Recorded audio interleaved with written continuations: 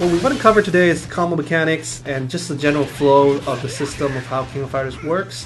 One thing you just want to learn about is you basically combo a normal attack into a special move, and if the character has a command move, you can insert that in between. So the normal flowchart is jump attack, ground attack, command move, and then special move. Gotcha. It's very similar to most of the very standard 2D fighting game formula, right? Exactly. Yeah. You can obviously replace a special move for a super, but basically it's the same thing. So normally you don't have a lot of chains, except into the command normals, right? Right. So there's like that extra little level of combo ability in King of Fighters. And it definitely helps, kind of bridge the gap and give you a little bit more time to cancel into, say, a super. More hit confirm ability. More hit confirm, exactly. Yeah, okay. It's great for hit confirms. In fact, characters that don't have a command attack, it's actually a little more challenging to kind of hit confirm to like more complicated specials and supers.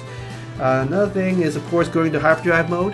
Hyperdrive mode is, once again, it's just your ability to cancel multiple specials, drive cancel after drive cancel, or just super cancels.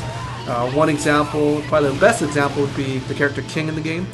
She can cancel her trap shot, which is basically an uppercut special, and the last frame of it, you can cancel that into a tornado kick, which is a forward moving attack. And then at the end of the tornado kick, you can trap shot. Gotcha. So you get the trap shot tornado kick loop.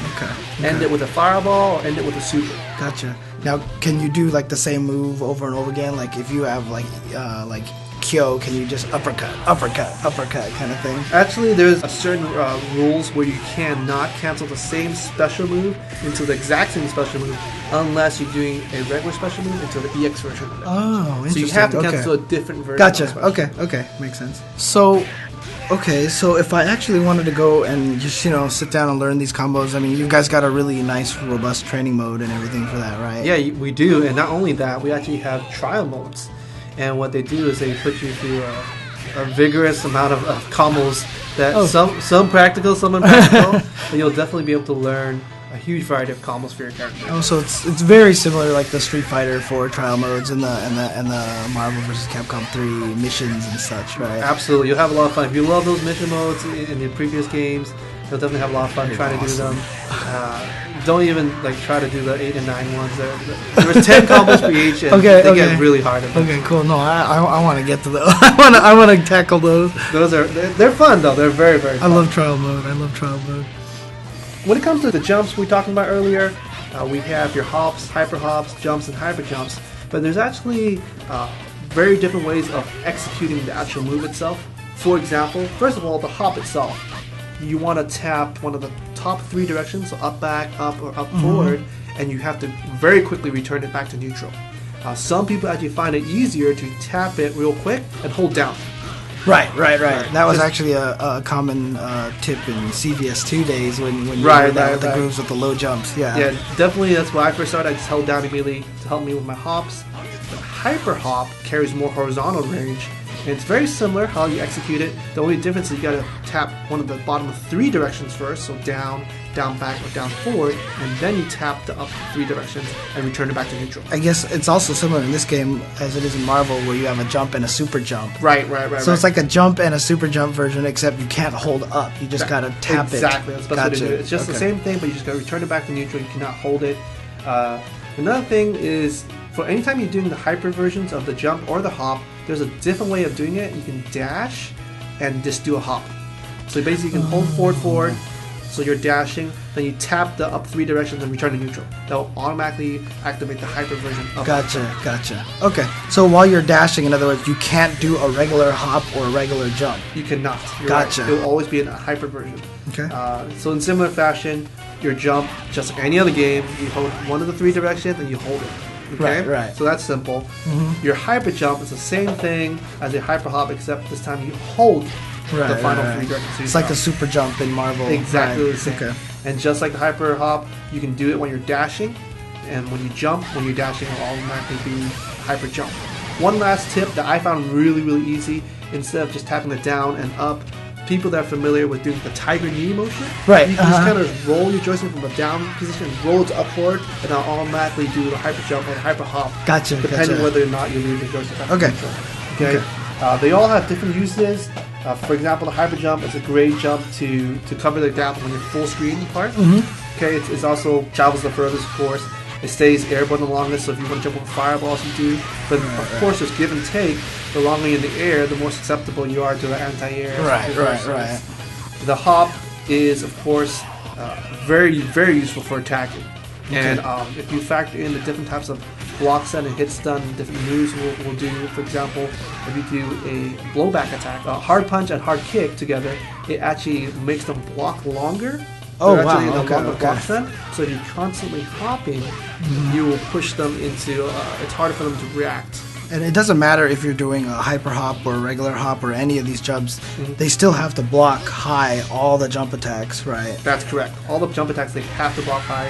I guess it's considered an overhead if you put it that way. So if you have a move, say, that hits low enough and you do a quick hop and into that move, it's almost like an instant overhead in a way, right?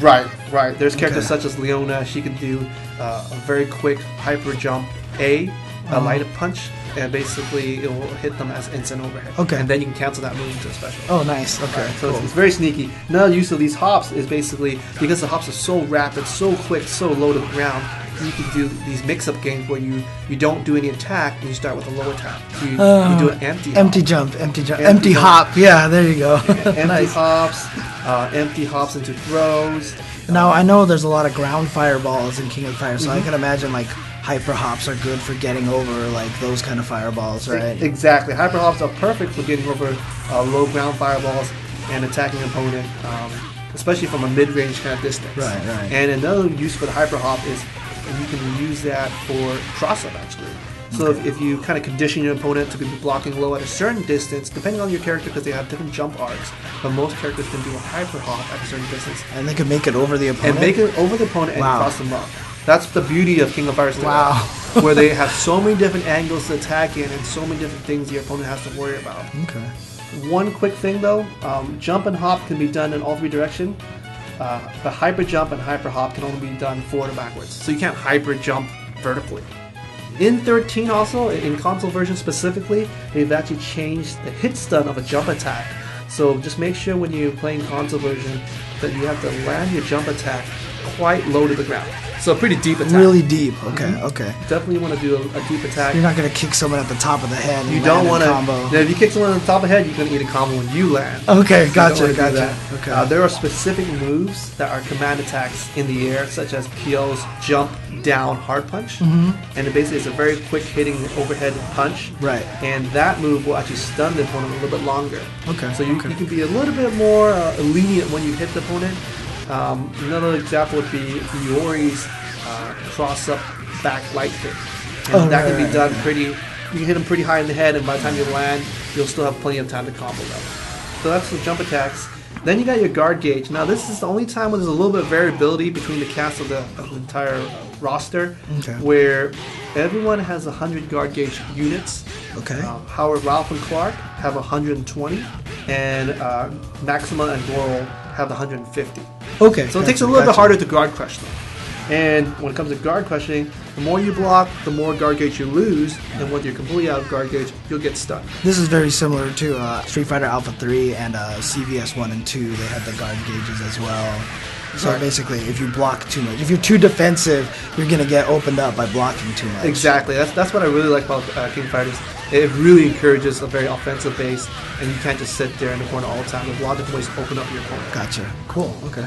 When it comes to power gauges, you got your EX move, of course, you got your supers, or what we call desperation moves, Neo Maxes, and guard cancels. Okay. One thing that's really cool is in this game, you build up meter very quickly as long as you're attacking your opponent with either special moves or normal attacks, and even certain special moves, if they don't connect, if they whiff, they'll still build up meter. Oh, okay. So, I mean, is it possible, so for example, you say you knock someone down, you can kind of whiff a couple of uppercuts to build meter? Exactly. Gotcha. Even on the defensive end, we call it passive build-up.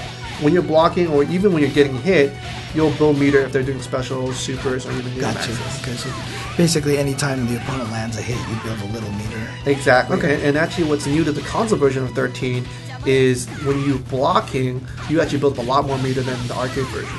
So really? It builds up very quickly, and it really kind of encourages you to get more options to do more high damage and combos. Oh, that's kind of interesting then. That means, you know, if you're getting rushed down and such, thanks to this change, that you're actually going to build up a lot more meter on the defensive end then. And not only that, the good thing about this is because it's 3-on-3, you actually pass your meter onto your next character. Oh, okay. Oh, wow. So in other words, you can get rushed down, build up all this meter, die, but you still reap some benefits from that. Exactly. Therefore, that's why it's a lot easier for you to mount a comeback with this new power passive buildup in 13. One thing you want to notice, though, as you're building up all these meters, and it depends on what position your character is, either first, second, or third. It depends on how much meter you can save up. So your first character can save 3 stocks. Your second character can save up 4 stocks. And your third character, if you didn't use anything, you can save up to 5 stocks. Oh, wow. Okay. So, in other words, for example, if you had all 5 of them built up, you could do like a super combo into a Neo Max. That's exactly right. Wow, okay. Yeah. So there are really high damaging combos, but it is limited to how often you can do them, because obviously to do 5 stocks, you need to be your last character. Right, okay. So it's pretty fair and it's pretty balanced in that respect. Okay. Your drive gauge is for drive canceling, super cancel, hyperdrive mode, and Neo Max. Very similar. Anytime you're hitting the opponent, or anytime they block with attacks or specials, they'll build up your drive gauge. And on the defensive end, passive build up, anytime you're getting hit or you're blocking any of their moves, special, super, Neo Maxes. So it's basically the same way for both gauges. Just in general, like if you sit there and play a normal match, which one usually builds up faster between the two? The drive meter definitely builds up slower than the power really? Meter. Oh, okay. So drive, if you put it that way, is more valuable. Gotcha. Then you got your evasive rolls, which is your roll that's activated by pushing light kick and light punch. It's good for dodging attacks, but remember, like we talked about, you can be thrown out of it, and you'll definitely be open to an attack at the end of the roll. Right, gotcha. So you got to be you want to use it sparingly. Do different characters have different speed rolls and different length rolls? Not different characters, but if you dash before you roll, your roll's a little bit longer. Oh, wow. Okay. So you do roll a little bit further, but everyone does have the same amount of rolls. Okay. Distant. Gotcha.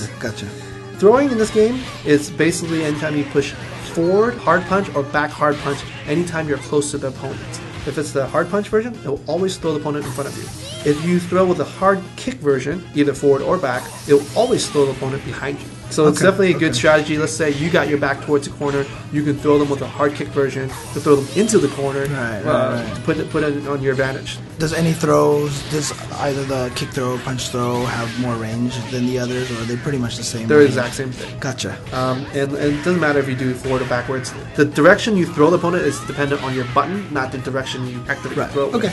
Now, throw breaking, like most games, when you tech a throw, basically, you just input throw itself. So if you try to throw me, as long as I do forward or back hard punch or hard kick, doesn't matter which direction, doesn't matter which one you use, I will break your throw. Okay. But I have to do it in the beginning frames of the throw itself. Right. So in order to do the throw break, though, do you have to hold left or right? I mean, obviously in Street Fighter 4, there's this whole concept of crouch teching. Okay. You know, can you be at neutral to tech, or can you still be holding diagonally down when you want to throw You tech? absolutely have to stand up and either do forward or back, hard punch or hard kick. So if you're crouching and you get thrown, you make sure you go back to neutral and do forward or back.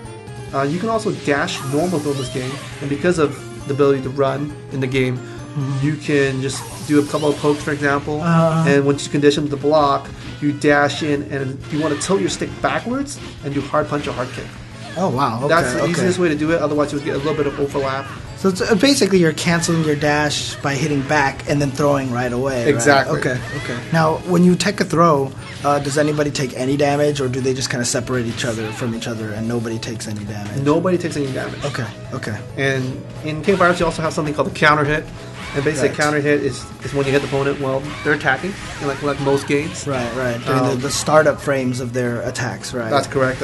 In this game, you do 25% more damage if you happen to do a counter hit that's started by a blowback attack. So if you say you do a jump and hard punch, hard kick, which does a blowback, and you get a counter hit message, you'll send your opponent spinning, and basically allows you to do an extra juggle afterwards. That was the case for all the That's King of correct. Fighter games, right? Yeah, it does it for all the games.